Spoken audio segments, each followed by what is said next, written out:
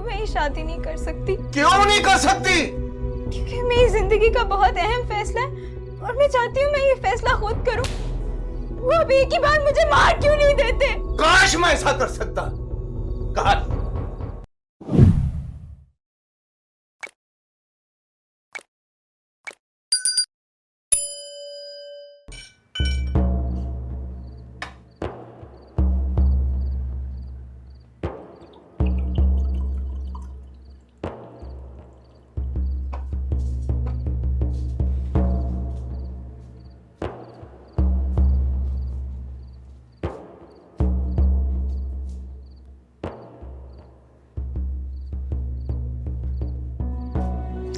ले आ भाई, ले आ, ले आ।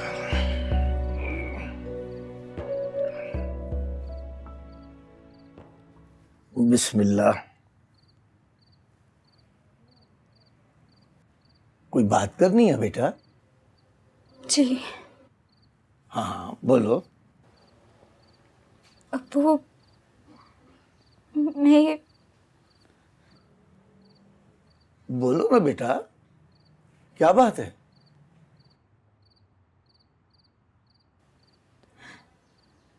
अब्बू, मैं ये शादी नहीं करना चाहती। क्या?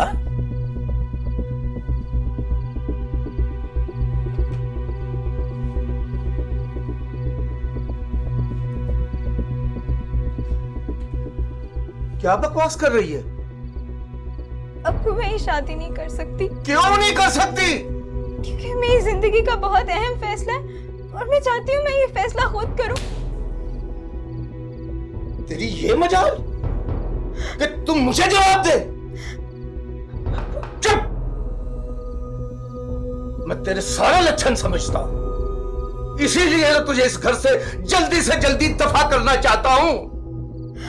वो अब एक ही बार मुझे मार क्यों नहीं देते? काश मैं ऐसा कर सकता। काश। पर क्या करूं? नहीं कर सकता। बाप हूं ना। लेकिन तू एक बात कान खोल के सुन ले, तेरी शादी वही होगी जहां मैं चाहूंगा और हर हाल में होगी, समझी?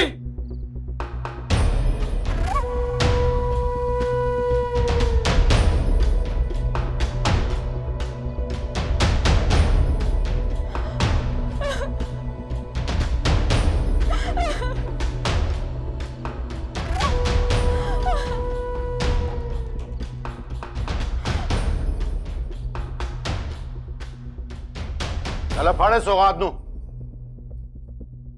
ते दफा हो जा इथों। सोच भी नहीं सकता तू एडा भैड़ा बिहेव करेगी। हो डैड, अब आप उन गैरों के लिए मेरी इंसल्ट करेंगे? वो गैर नहीं है, मेरे अपने ने। पर मेरा नहीं तो उस निक्की जिनी बची का ख्याल कर लेंदी। मुझे वो लोग पसंद नहीं है डैड। तू इस काबिल ही नहीं कि साढ़े दरमियान रह सके। चल दफा इथों।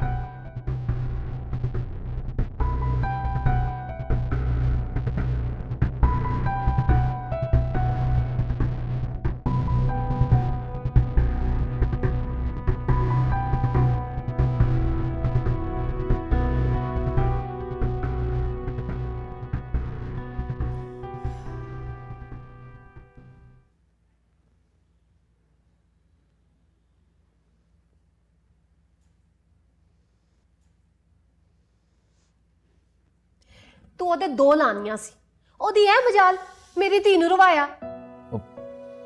बेबे, कसूर बानी का नहीं है बल्कि अंकल का। उनकी मर्जी के बगैर क्यों लेके आए पाकिस्तान में उसे? ਇੰਨਾ ਮੰਦਾ ਰਵਈਆ, ਉਹ ਵੀ ਜਵਾਕ ਨਾਲ। ਮਾਸਾ ਮਤ ਨਹੀਂ ਉਹਨਾਂ ਨੂੰ।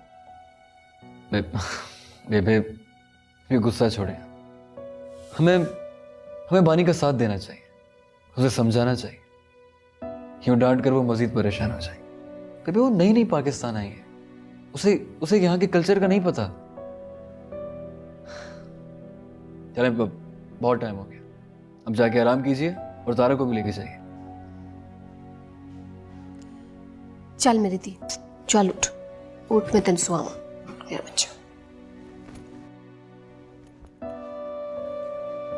आजा मेरी धी, सो जा।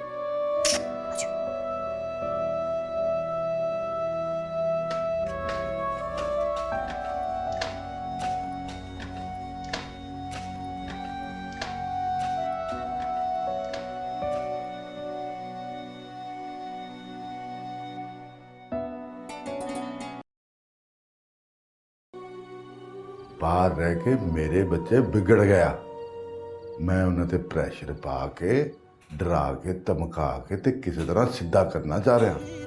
रात उनको भी हुआ ही है महसूस कि ये रात फिर नहीं होगी। एक नजर मोड़कर देखने वाले, क्या ये खैरात फिर नहीं होगी?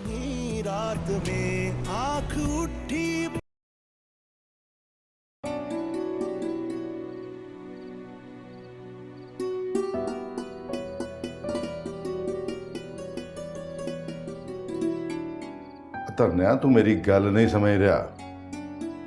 ਉਹ ਮੈਂ ਤੇਰੀ ਸਾਰੀ ਗੱਲ ਸਮਝ ਰਿਹਾ। ਆ ਤੂੰ ਗਲਤ ਕਰਨ ਲਿਆ।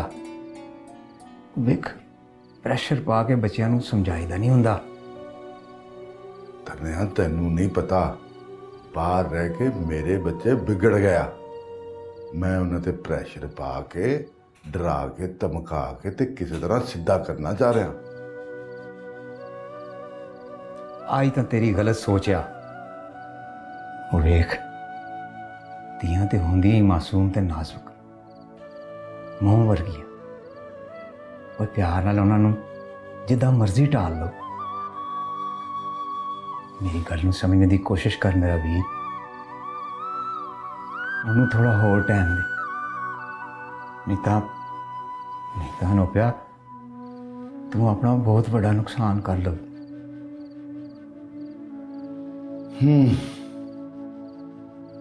चल ठीक है यारा, मैं तेरी गल मन के वेख लेना। ਵਾਹਿਗੁਰੂ ਦੀ ਕਿਰਪਾ ਨਾਲ ਸਭ ਠੀਕ ਹੋ ਜਾਓ। ਹਾਂ ਸਭ ਠੀਕ ਹੋ ਜਾਓ।